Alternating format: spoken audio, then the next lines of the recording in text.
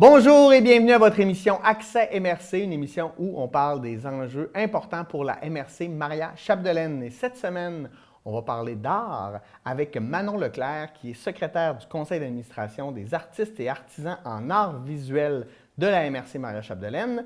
Et ils fêtent leur 25e anniversaire et on va discuter de tout ça avec Madame Leclerc. Bonjour. Bonjour. Ça va bien? Oui, ça va bien, merci. Oui.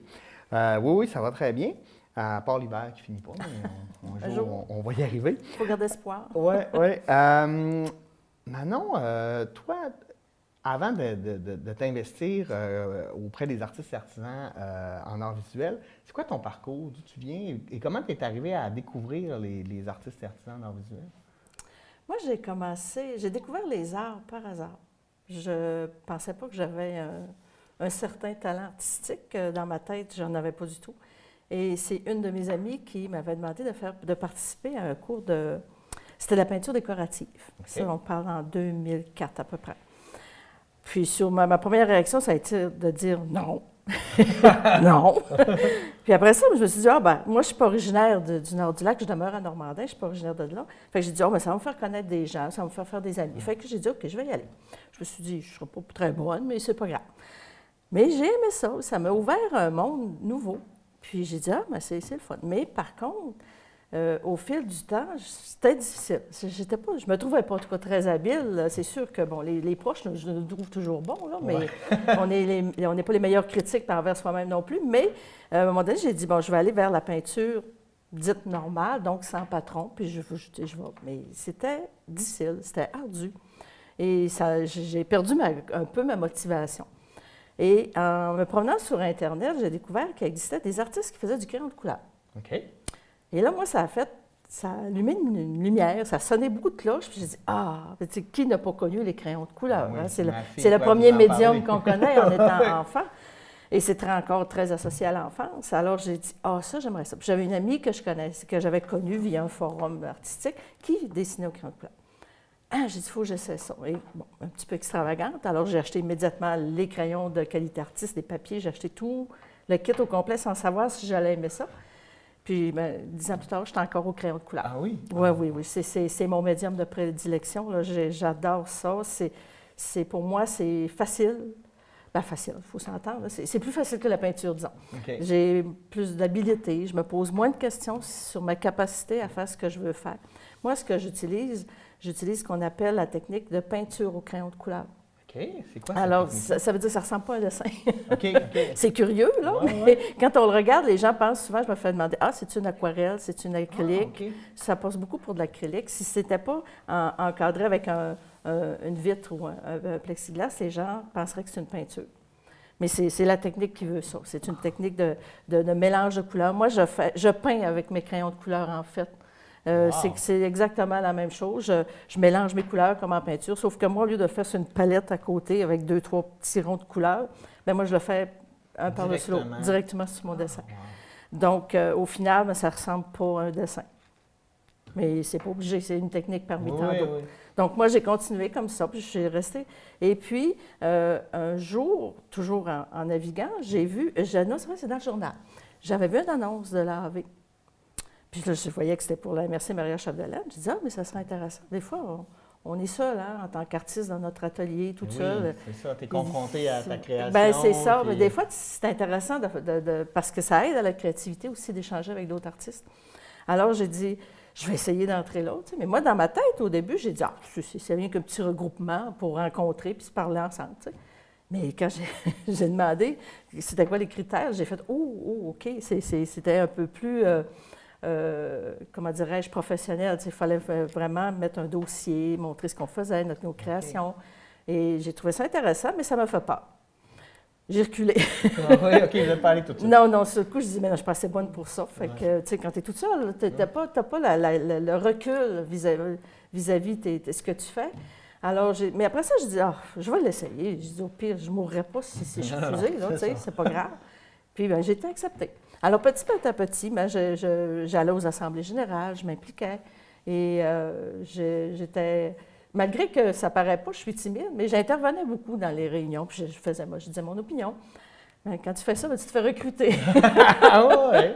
Alors, je me suis fait recruter en 2006, je me rappelle bien, je pense que c'était en 2016, pour faire partie de la 2017. 16 ou 17, en tout cas, un ou l'autre, là, pour faire partie du conseil d'administration. OK. Puis j'ai accepté parce que je me suis dit, bon, il faut aider, hein, ça prend toujours des bénévoles. Oui, puis quand tu aimes un organisme, c'est le fun aussi de le faire progresser, avancer, de faire partie de exact. tout ça. Puis je pense que quand tu fais partie d'une organisation, tu acceptes de faire du bénévolat. Oui.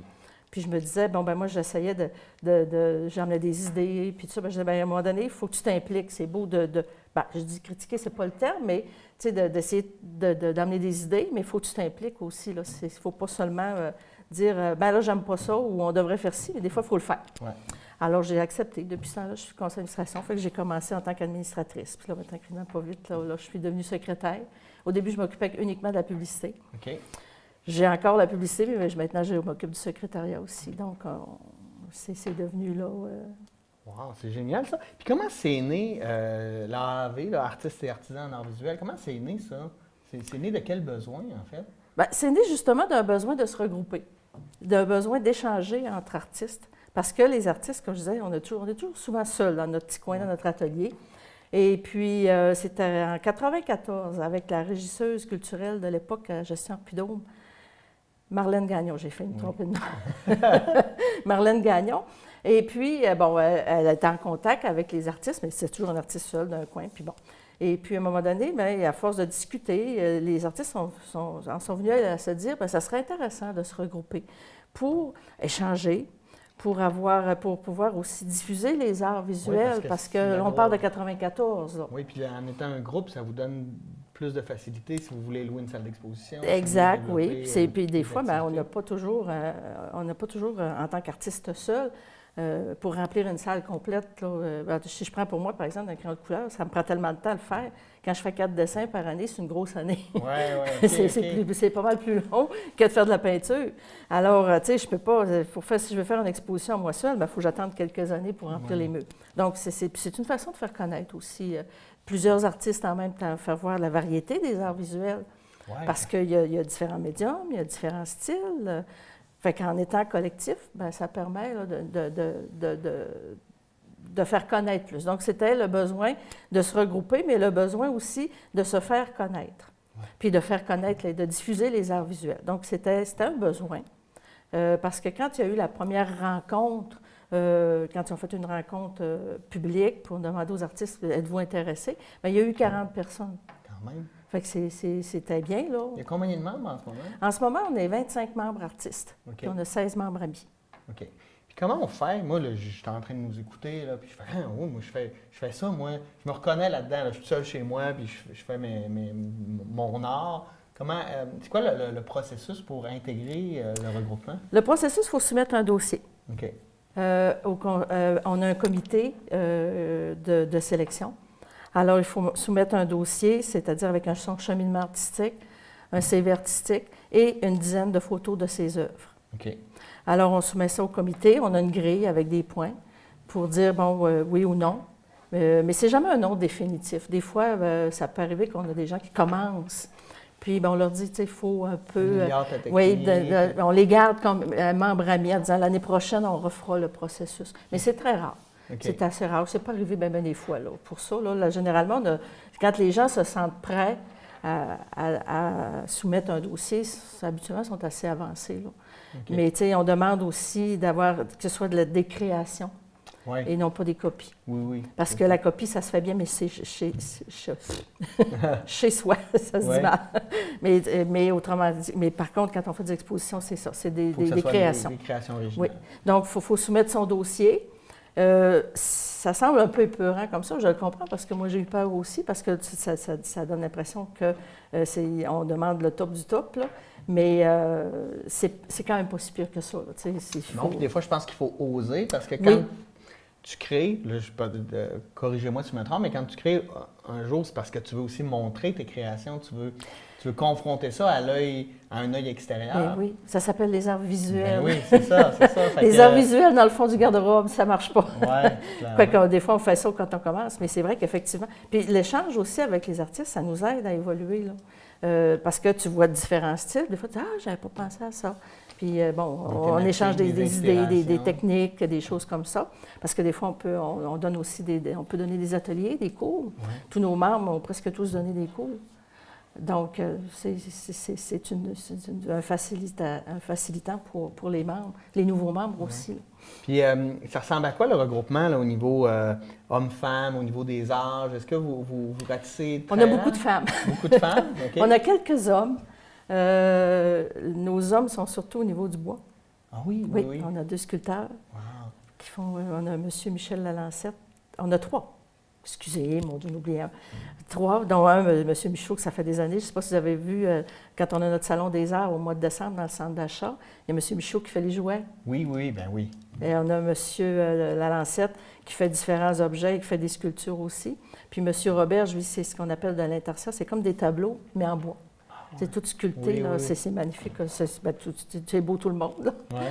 Puis, Au niveau oui, c'est des nos âges, 3 est-ce que ans. vous avez beaucoup de jeunes ou c'est plutôt des gens? Depuis quelque temps, on a réussi à recruter des gens.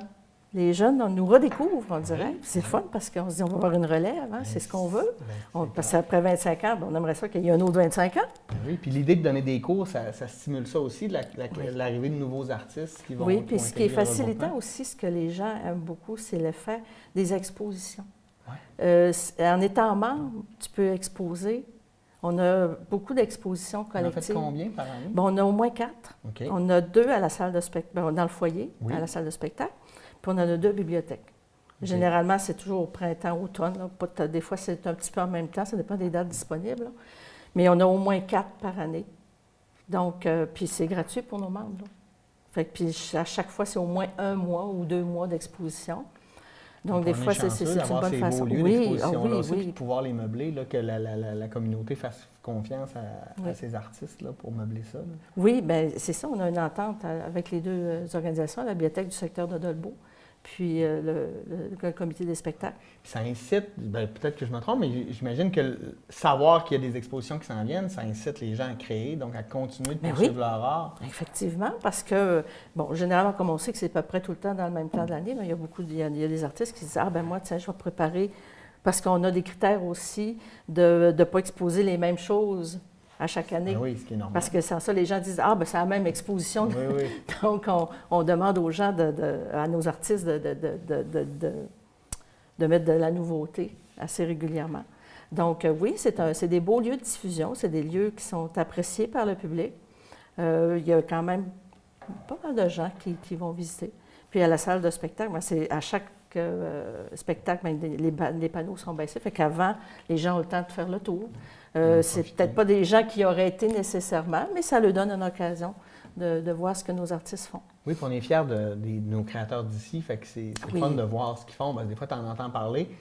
Comme vous dites, tu ne te déplaces pas nécessairement, mais là, tu es là parce que tu vas voir un spectacle, fait que tu es capable aussi de regarder ce qui se fait là, dans le milieu. Au niveau des thématiques, qu'est-ce qu'on retrouve? Moi, je sais que la dernière fois, il y avait beaucoup de paysages, il y avait de la sculpture, est-ce qu'on a, je sais pas, est-ce qu'il y a des On a tous les styles, tous les médiums. ouais? On a du figuratif, on a de l'hyperréalisme, on a de l'abstrait, du semi-abstrait, si on peut dire, c'est-à-dire qu'il y a un mélange de figuratif et un peu d'abstrait. On a de la sculpture. On vient d'accepter une nouvelle membre, là, elle qui fait de la poterie. Ce n'est pas des moules, c'est vraiment des poteries céramiques qu'elle fait de ses propres mains Wow. et qu'elle peint. Puis on a vraiment, là, moi je fais du crayon de couleur. Il y en a qui font du dessin, on a de l'aquarelle, de l'huile, de l'acrylique, des médiums mixtes. Wow. On a tout ça. Puis On vous- a du paysage, on a des portraits. Il y en a qui préfèrent faire du portrait. Moi, je préfère les objets, les natures mortes. Moi, j'aime OK, beaucoup c'était les ça vieux... ma question, c'est qu'est-ce qui vous inspire? vous? Moi, les vieux objets. Les vieux objets? Je vais chez les brocanteurs. Ah oui? Je m'achète des Vous vieux trouvez objets. vos modèles là? Oui, oui, ben moi, de profession, je suis historienne et archiviste. Ah, OK. Donc, il y a un intérêt là, dans Clairement. ça. J'ai de la difficulté à dessiner le vivant. OK. J'ai peut-être moins le talent pour ça. Mais j'ai un intérêt pour les vieux objets. OK. Donc, j'aime beaucoup ça, là, dessiner des choses comme ça. J'ai dessiné des machines à boules, par exemple. Oui, des vieilles machines à gomme, Ouais, des gommes ouais. ballons, un vieux fer à repasser, des choses comme ça. Des fois, c'est des bottines. Ah, non, mais C'est des choses, parce que ça, des objets comme c'est ça. des témoignages aussi de notre passé là, que vous perpétrez puis que Oui, vous effectivement. imagez. Donc là, 25e anniversaire déjà quand même. Eh oui. C'est la preuve que c'est un besoin et que ça perdure dans le temps. Est-ce que vous avez des activités spéciales pour votre 25e Oui, anniversaire? bien sûr, bien Oui, sûr. j'imagine. Le 18 mai, 18 mai. nous avons un cocktail dînatoire au foyer de la salle de spectacle à compter de 17 heures. Vous allez pouvoir en plus montrer des œuvres. Oui, il va y avoir des œuvres, il va y avoir autre chose. On va avoir une exposition historique. OK. En tant qu'historienne, Oui. j'ai eu le mandat. On va avoir aussi... L'exposition historique, c'est quoi? C'est des... c'est sur l'histoire de notre association. OK. Donc, des vieilles photos, des coupures de presse, des choses comme ça. Là. Ah, wow. Oui, pour montrer qu'est-ce qu'on a fait pendant nos 25 ans. C'est sûr qu'on peut pas, on prend pas toute la place parce qu'on a une section pour nos membres, parce que nos membres vont exposer aussi. On expose aussi le conseil d'administration. Le premier conseil d'administration va exposer aussi. On a retrouvé... oui, nos fondatrices. Alors, on avait le comité fondateur, c'est le comité provisoire de 94. OK. On va avoir aussi, il y a le cocktail, bien entendu. On va avoir de l'animation, on va avoir des personnalités publiques qui vont s'associer avec un artiste OK. pour des surprises, pour une activité spéciale entre artistes et personnalités publiques. Est-ce qu'on a des noms déjà des personnalités publiques ou on ne peut pas en parler? C'est une surprise. Ah, d'accord. Si là j'entends ça, puis j'ai le goût d'y aller le 18 mai, c'est comment ça fonctionne? Est-ce qu'il faut acheter des billets? Oui, c'est au coût de 20 Qui est très c'est assez, oui, c'est abordable. Oui, c'est oui. très abordable parce que c'est un cocktail quand même assez chic qu'on fait. Là. Puis on va avoir un gâteau qu'on a fait faire pour l'occasion. Les billets sont en vente au comité des spectacles. Ils sont en vente sur le site du comité du spectacle. Le site, c'est C'est sur, comitédespectacles.com. OK. .ca. OK, sur le Oui, à la billetterie, oui. OK, parfait. Moi, j'ai des billets. France Lambert aussi, qui est une membre. Vous pouvez nous trouver sur Facebook. Là. On a une page Facebook de la AV. OK. Puis, on a mis les coordonnées là. Donc, c'est possible d'acheter des billets. Là. C'est sûr qu'on a à peu près 100 à 125 billets. Là. OK. Ouais, puis ça devrait tout partir, là, ce prix-là. On se souhaite. Oui, on vous le souhaite, on vous le souhaite. Fait que ça, c'est le 18 mai. C'est comme votre gros événement pour souligner... Oui, effectivement. Puis on va avoir de l'animation tout le long. On a des gens qui vont animer la salle. Ça devrait être assez spécial comme façon. Moi, je vais faire un petit historique aussi. Là. Oui, expliquer l'histoire oui, c'est ça. regroupement. Parce que c'est quand même, c'est notable. Moi, quand j'ai fait les recherches, là, jusqu'à preuve du contraire, là, je n'ai pas trouvé d'autre chose. Ça serait une des premières associations d'artistes dans la région. OK. Wow. Parce que, artistes et artisans, parce qu'il y a eu le Salon des artisans au Saguenay, Saguenay-Lac-Saint-Jean, qui date d'avant, mais ce n'est que des artisans. Oui, il n'y a pas des Mais artistes et artisans, on serait dans les... Je ne dis pas de façon dure comme ça, là, que c'est vrai, là, mais je n'ai pas trouvé de preuve de contraire jusqu'à maintenant. Fait qu'on serait la première association officielle. Dans les précurseurs, ça veut dire avec charte et tout, là. Ils n'ont pas des petits regroupements, des groupuscules qu'il y a eu de temps en temps, là. Donc, c'est notable. C'est dans la région, là, que c'est nous. Il faut en être fier. Là. Oui, parce que souvent, c'est le genre de choses qu'on voit souvent. Ah, ça arrive rien que dans les grandes villes. Ouais. Mais non. Nous, on l'a fait avant. Wow. Donc, c'est des choses comme ça. Fait qu'on va animer, on va parler avec les gens, ça devrait être une belle activité. Ça, c'est le 18 mai. Le 18 mai. À compter de 17 heures. De 17 heures. Donc, manquez pas ça. Clairement, il ne faut pas manquer ça. Et là, vous êtes historienne en plus. On arrive aux 25 ans, on fait un peu le bilan de ce qui s'est passé. Mais on doit aussi penser à qu'est-ce qui s'en vient. Est-ce que vous regardez vers l'avenir? Oui. Ce serait quoi vos projets, vos rêves, je dirais, de développement avec des guillemets, mais vers où vous vous dirigez? C'est quoi l'avenue que vous voulez prendre pour l'avenir? On a on a un conseil d'administration assez dynamique, on a beaucoup d'idées. Oui. Des fois, c'est les moyens qui nous manquent. Ouais. Les moyens financiers et les ressources humaines aussi, là, parce que ça demande beaucoup de temps aussi. Une chose qu'on aimerait, qu'on parle depuis un bout de temps, là, on espère peut-être réussir à se faire un café. Un café, mais pas seulement pour les artistes. Un café des artistes, mais pour le public. Oui. Auprès duquel on pourrait placoter avec des gens, se produire un peu devant eux, mais de façon informelle, là, pas comme un symposium ou une activité comme on fait des fois aux Journées de la culture. Vraiment, là, tu sais, bon, ben, aujourd'hui, tiens, j'emmène mes crayons, je vais aller dessiner au café. Oui, OK. Puis il y a des gens qui viennent prendre un café, puis on discute. Puis regarder ce que tu fais. Puis, ouais. C'est une façon différente de voir les arts, parce qu'il reste que le public, la majorité du temps, ce qu'il voit, c'est ce qui est accroché. Oui, oui. Il ne voit pas le processus. Non, puis ça, c'est le gros du travail. C'est très intéressant de voir là, comment ça fonctionne. Parce que pour arriver à un produit fini, des fois, il y a beaucoup d'étapes. Combien, par exemple, pour toi, une toile crayonnée comme tu fais, là, combien de temps ça peut te prendre? Moi, c'est en moyenne 300 heures pour faire un dessin. Et pas un grand dessin. C'est à peu près un 9-12. Ça, c'est un grand dessin. OK. 300 heures quand même. À peu près, oui. Ça, c'est rare que ça va pas quand on voit l'œuvre, là. Mais non, mais c'est ça. Puis c'est de la peinture, ça peut être des fois aussi long. Quelqu'un qui fait de l'hyper réaliste, là, c'est long. Ouais. Puis si tu fais une grande toile, et de toute façon, dans un processus créatif, que ce soit du dessin ou même tu sais, les gens pensent des fois à des arts de l'abstrait, c'est chou, c'est fait, là. C'est pas vrai. Non. C'est pas vrai, parce que l'artiste, il a une vision dans sa tête, puis il veut exprimer quelque chose par ses couleurs. Je te dis pas que nécessairement le public le reçoit de la même façon, parce que même, de toute façon, même si tu fais quelque chose de très réaliste, le public le voit pas comme l'artiste l'a fait. Non, c'est ça. Alors, tu sais, c'est toujours pensé. Là. Une fois que c'est fait, ça t'appartient plus. Non, peu le en regard effet. Que les Effectivement, gens vont oui. dessus. Puis des fois, c'est surprenant. C'est ce qui est plaisant avec l'association, parce que quand on fait nos vernissages, on discute avec le public, puis c'est là qu'on voit nos œuvres, comment elles sont interprétées des fois. Tu sais, des fois, quand tu es tout seul, tu n'as pas toujours les moyens, tu n'as pas toujours le temps de courir pour trouver une place pour exposer. Tandis qu'avec l'association, bien, tu n'as pas besoin de courir, tu peux juste être dans ton art. Exact. Donc, tu sais que tu peux exposer sans problème. Non, puis ce qui est fascinant aussi quand tu peux rencontrer les gens, c'est toi, quand tu fais ta toile, tu as une perception, tu fais les choses pour telle ou telle raison, mais la compréhension que le public va en avoir peut être complètement différente. J'imagine. Ah oui. Ou des fois, ils peuvent être carrés sur ce que tu as voulu dire. Oui, puis des fois, il va y avoir des choses que nous, on ne voit pas. Ah ouais? Moi, je vais toujours me rappeler ma première exposition solo que j'ai faite. J'avais fait un chapeau. Puis je l'avais fait, c'est bon. C'était dans mes premiers dessins. Aujourd'hui, je le trouve moins beau, là, mais en tout cas. Puis ce chapeau-là était sur comme une planche, mais c'était bleu, puis j'avais pas vraiment réussi ma planche. En tout cas, toujours est-il que je l'avais exposé malgré tout.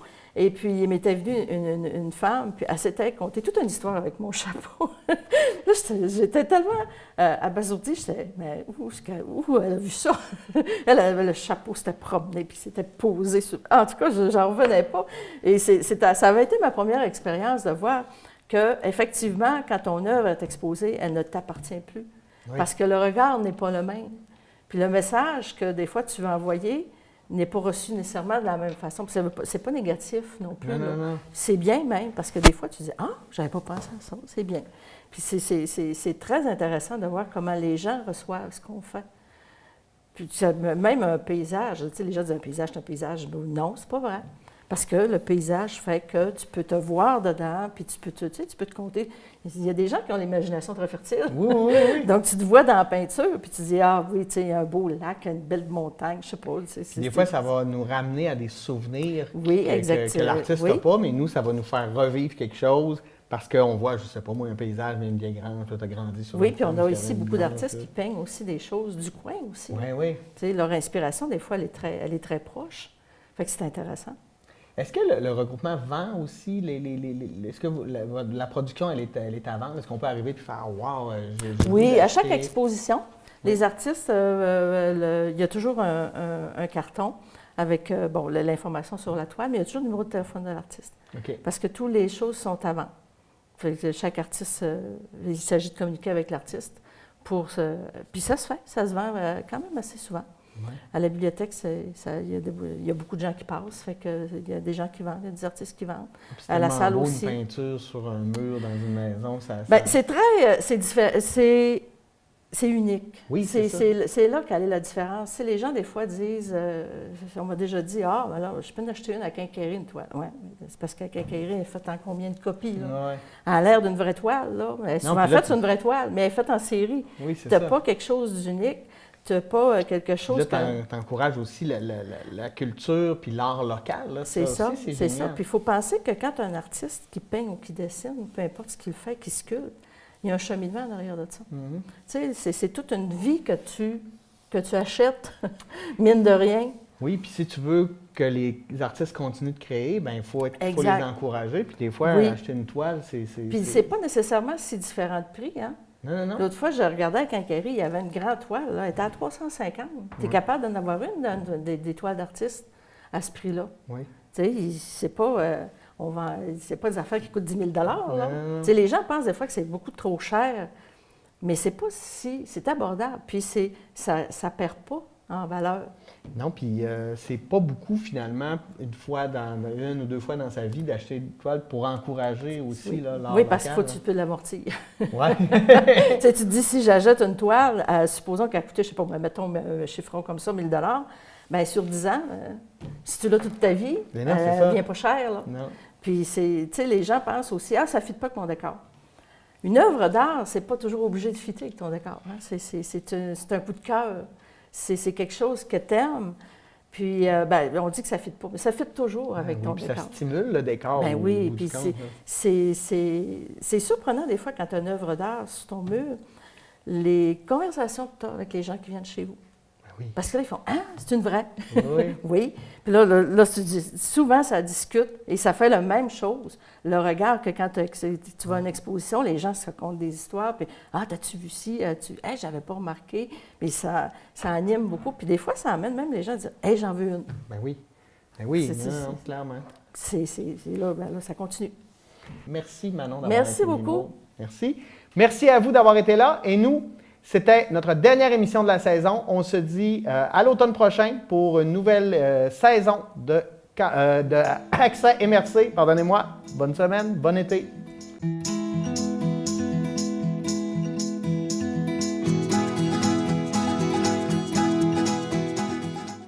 Les opioïdes du marché noir, ou ceux consommés sans ordonnance, tuent des gens comme lui.